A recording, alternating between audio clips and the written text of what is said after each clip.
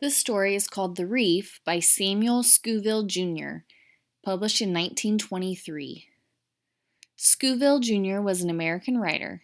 In this short story, a young Caribbean boy, accompanied by his grandfather, goes sponge diving in the reef, where a tiger shark killed his father, and where he faces dangers of his own.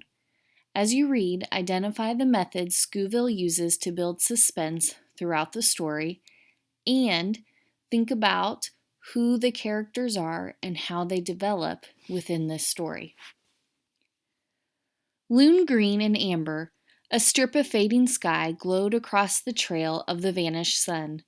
Far below, the opal sea paled to mother of pearl. Then, over sea and sky, strode the sudden dark of the tropics, and in an instant the southern stars flamed and flared through the violet night. A long, tense moment, with sea and sky waiting, and a rim of raw gold thrust itself above the horizon as the full moon of midsummer climbed toward the zenith. Rising, its light made a broad causeway across the sea, clear to the dark reef, which lurked in the shimmering water. Suddenly, inked black against the moon path, showed the lean shape of a canoe.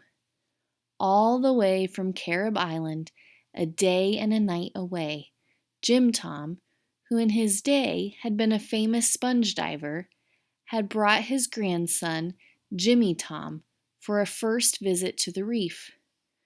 Both had the cinnamon red skins of the red Caribs who once had ruled mightily the whole Caribbean. Jim Tom's hair was cut to an even edge all the way around his neck. His small, deep-set eyes were like glittering crumbs of black glass, and ever since a day when he dived below the 25-fathom mark, both of his legs had been paralyzed. Swiftly, the little craft neared the reef, and only the plash of the paddles broke the stillness.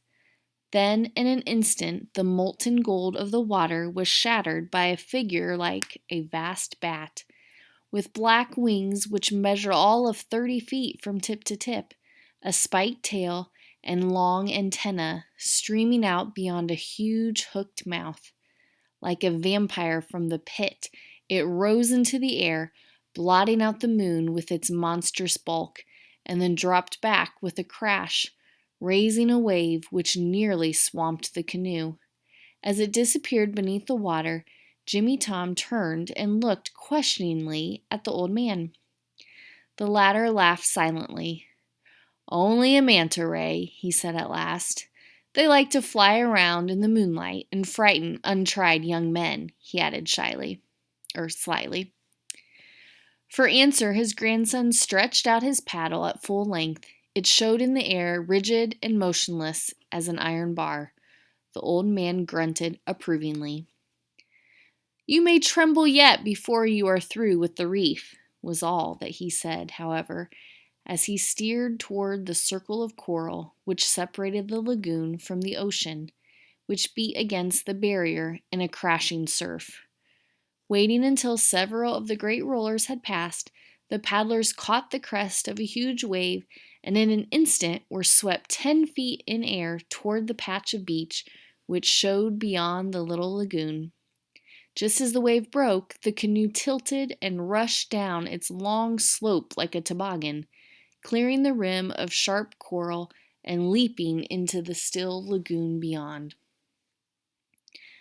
All the rest of that glorious night, as the moon went westering down the sky, the two slept on the rose-red, honey-brown sand, until, without any dawn, the sun suddenly rose above a heliotrope horizon.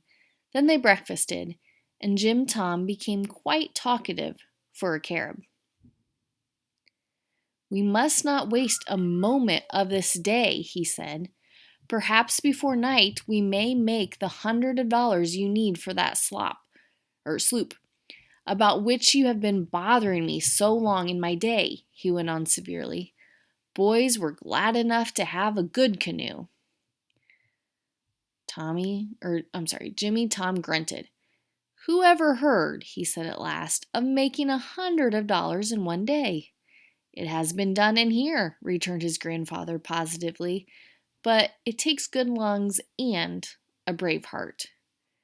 As they talked, the canoe reached a point where the reef sloped away in a series of terraces to unfathomable depths. There they stopped paddling and started down through the water, which lay before them like a thick sheet of plate glass. The great ledge over which they floated was dotted with thickets of colored corals and purple and green sea fans, among which schools of brilliant fish sped and lazed and drifted like birds in the air. Molten silver tarpon shot through the shoals of chubby cow pilots, all green and gold and indigo, while turquoise blue parrotfish raced here and there, and crimson cardinalfish crept in and out of crevices in the rocks. There were anglefish in gorgeous robes of emerald and scarlet, and jet black butterfly fish with golden fins, orange gills, and vivid blue mouths, while warty purple sea cucumbers showed among clumps of yellow sea anemones.